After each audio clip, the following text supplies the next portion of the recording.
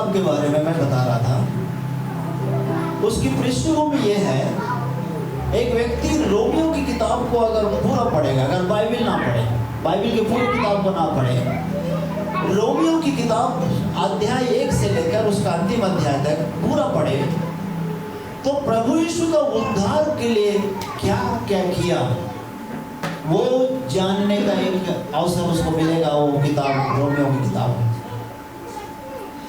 Romeo की किताब में प्रभु ने स्वर्ग से आपके पास आया, इसीलिए आपके पास आया, आपको स्वर्ग ले जाए, वो आपका स्थान लिया ताकि आप, हमें पापी लोग हैं, हमारे लिए पाप बना। मैं पिछली बार ही बताया था, हमारे लिए पाप बना ताकि पाप और पापी में, कई बार बताया, आप इसमें कंफ्यूजिंग मत रहिएगा।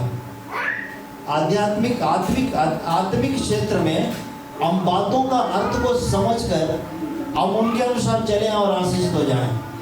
प्रभु यीशु हमारे लिए पाप बना, पृथ्वी पे वो आया ताकि हमको स्वर्ग ले जाए, हमारे समान बनकर वो हमको स्वर्ग ले जाने के लिए आया। Hallelujah, hallelujah. पीतल का सांप जो मूसा बनाया, वो सांप क्या है? हम लोग हैं। हम लोगों के कारण प्रभु यीशु सांप बना ताकि हमको स्वर्गीय स्थान मिल जाए। हालेलुया। अपने स्थान में ले जाने के लिए हम जो हैं उस जगह पे आए। तो इजराइल के बारे में रोमियो की किताब अध्याय 11 में जंगली, हम लोग जैतून का पेड़ का उदाहरण लिया, ध्यान से समझते जाएंगे।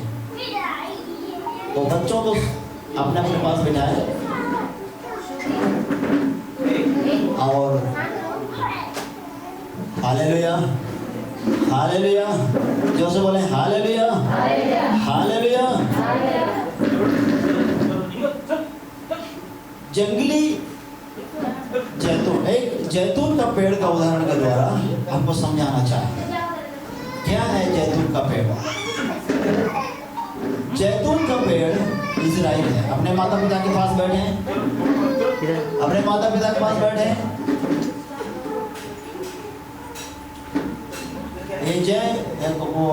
ये डेविड और आशीष को अपने पास रखना, दोनों, एक को आप बिठाना, एक उनको बिठाना।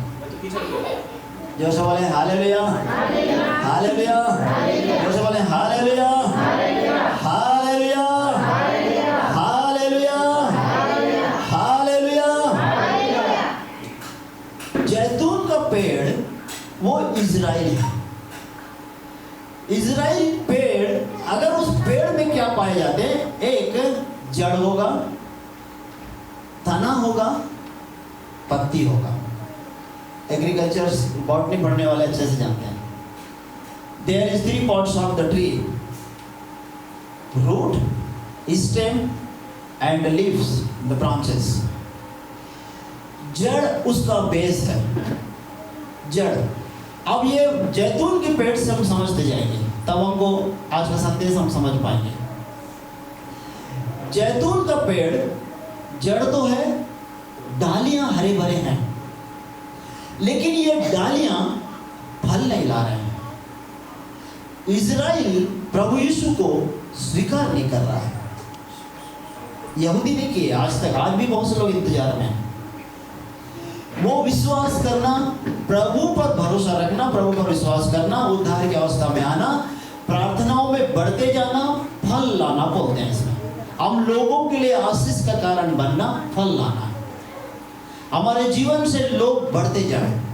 हम एक की गवाही, हमारे शहर में डीजस दिनकरण कभी नहीं आए, तो उसी गवाही से हम आशीष पाते हैं।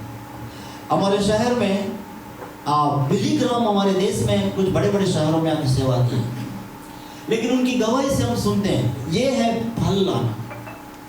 आज बहुत से अभिषिक्त लोग हैं जिनकी सेवा से हम आशीषित होते हैं, जिनकी प्रार्थना से हम आशीषित होते हैं। तो वो डालियां तो हैं, लेकिन डालियां फल नहीं ला रहे हैं। तो क्या किया? वो डालियों को काट कर जंगली जैतून, उस जंगली पेड़ को उस पेड़ में साटा गया। बोला, समझ रहे हैं? एक पेड़ है, वो डालियां फल ले रहे हैं, जड़ है अभी, डगाल तो हैं, हरे भरे हैं, लेकिन वो फल नहीं रहे। नहीं फलने की वजह से उसको काटा गया। जो पेड़ लगाया वो फल चाहिए, उसको काटा गया। काट कर दूसरे पेड़ के डगाल को लाकर उसमें साटा गया है। साटा गया को क्या क्या बोलते हैं? ग्राफ्टिंग करते हैं। आप जान रहे हो एक पेड़ में दूसरा पेड़ निकलता है। हालेलुया, समझ रहे क्या? एक पेड़ में दूसरा पेड़ निकलता है। तो वो नहीं फलने की वजह से उसको काटकर जंगली जो दूसरे जिसका कोई मतलब नहीं उस देश से, उनका वो जैतून पेड़ से कोई मतलब, लेकिन दूसरे को उसमें साटा गया। ऐसा है तो इजराइल प्रभु को अस्वीकार करने की वजह से हम अन्य जाति लोगों को यह अवसर मिला कि हम प्रभु को अब्बा कह के पुकारते हैं। Hallelujah, hallelujah. हमको उस पेड़ का भाग बनाया है। जैतून मतलब इजराइल, परमेश्वर के लोग हैं। हम परमेश्वर के लोग नहीं थे, हम परमेश्वर के लोग नहीं थे। सिर्फ इजराइली लोग के लिए आया हूं। परमेश्वर इजराइल को बोलता था ये मेरा देश है। फिर अब्राहम को अलग किया और यहूदी एक जाति बनाया। यहूदा गोत्र के सारे लोग यहूदी लोग हैं। यहूदी एक जाति बनाया जो जिस जाति के बारे में परमेश्वर ने वादा किया कि वो गुलाम भी रहेंगे, उन्हें कनान पहुंचाएगा, वो रेत के बालों के समान, बालों के खड़ों के समान बढ़ाऊंगा बोला। अब्राहम को बाहर, घर से बाहर निकाल कर दिखाया तारा। तो तारों को गिन सकता है क्या? नहीं गिन सकता है। मसीलों की संख्या को आज भी कोई नहीं गिन पाए। Hallelujah, hallelujah, hallelujah. वो जितना उनको आप परेशान करोगे, जितना आप सताव लाओगे, प्रभु अनुग्रह उतना बढ़ाता है। जिन जिन क्षेत्रों में सताव है उन क्षेत्रों में हमारी प्रार्थना है कि अनुग्रह बढ़ते जाए। सताव कम नहीं, हमारी प्रार्थना सताव कम नहीं, सताव बढ़े, अनुग्रह बढ़ते जाए। पर प्रॉब्लम कितना बड़ा है वो मायने नहीं रखता है। हमारा प्रभु कितना बड़ा है हमको पता होना चाहिए। Hallelujah, hallelujah. जिसको ये पता है कि हमारा परमेश्वर कौन है, वो क्या कर सकता है, तो समस्या के लिए कभी डरेगा नहीं। समस्या आने दीजिए, what ever your circumstance, your problems, कितने ही समस्या आने दीजिए। समस्या रुकने के लिए प्रार्थना कभी मत करो।